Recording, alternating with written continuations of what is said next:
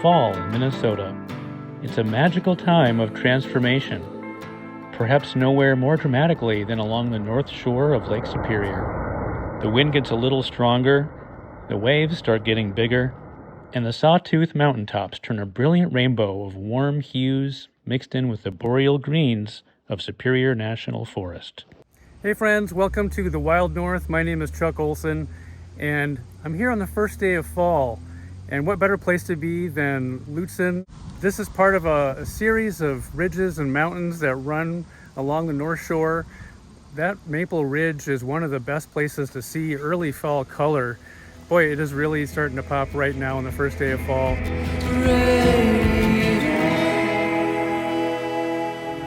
There's also a place called the Honeymoon Trail, which runs between Caribou Trail and Sawbill Trail, and that is a spectacular maple-drenched route to take as well.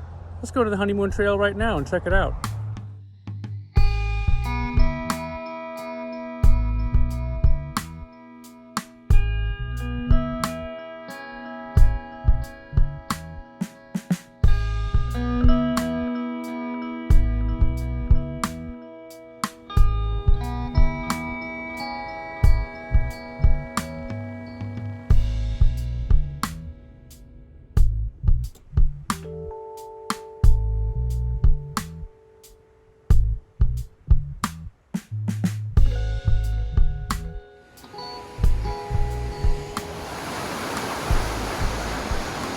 One of the easiest hikes with one of the best payoffs on the whole North Shore is Poplar River in Lutsen.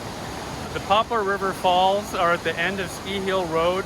It's just a 5-minute hike to this bridge overlooking where the Poplar River tumbles down towards Lake Superior from the highlands and the Sawtooth Mountains that are inland here. And it's just a spectacular view. It really makes you feel like you're up in the mountains. There's not a lot of fall color here because it's mostly pine. It's not a great spot necessarily for fall color, but it is a great spot if you love spectacular waterfalls and the forest and Lake Superior views. Our next stop is one of the top fall color destinations in the whole dang state. I'm talking about Oberg Mountain.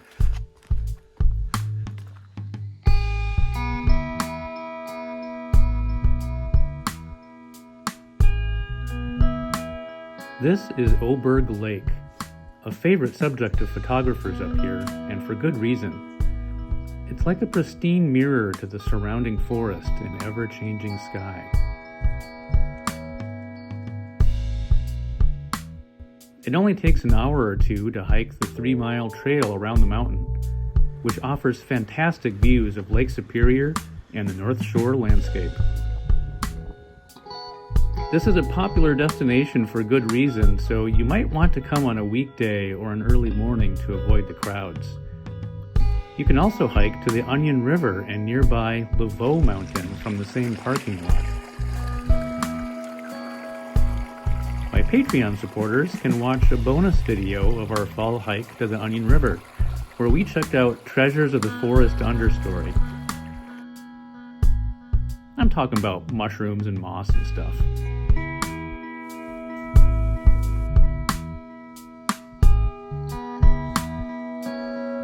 Let's take a look at a couple of my most liked photos and videos from the last month or so. This slow motion video is from a beautiful early October day when some bigger waves were crashing into the North Shore. My wife and I were headed to Grand Marais to get our booster shots, but we had to pull over here at the mouth of the Cascade River to capture the big lake with splashes of fall color illuminating the rocky shoreline. This one was my most popular photograph in September, the Northern Lights over Superior National Forest.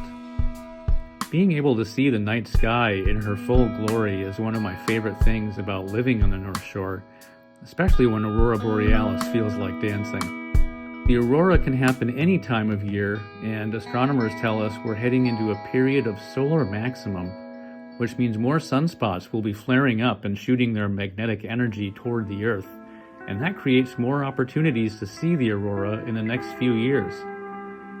Speaking of stars in the sky, This song is called The Brightest Stars by Rogue Valley. I want to thank Chris Koza for letting me use this song as the theme for the Wild North.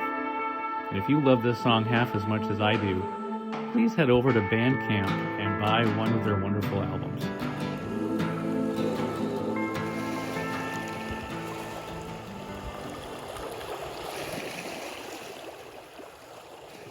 Well, friends, thanks for tuning in here to episode 1 of the Wild North. It's nothing too fancy. I'm just filming this on my iPhone and want to share the beauty and seasonal changes that I see living here in Tofte up on the North Shore, surrounded by Superior National Forest. Super important, I think, to protect this beauty and these forests and the clean water of the boundary waters in Lake Superior. So, in the future, I hope that it's not just going to be me yapping, and I hope to talk to some naturalists and meteorologists and, nature photographers and things like that. Most importantly of all, this could not happen without you, my Patreon supporters. Thank you to my Patreon supporters at all levels. If you're at one of the higher levels and want to share some nature footage or photos that you shot, shoot them my way, and I'll include that in an upcoming episode of The Wild North. Meanwhile, I'll see you on the trail.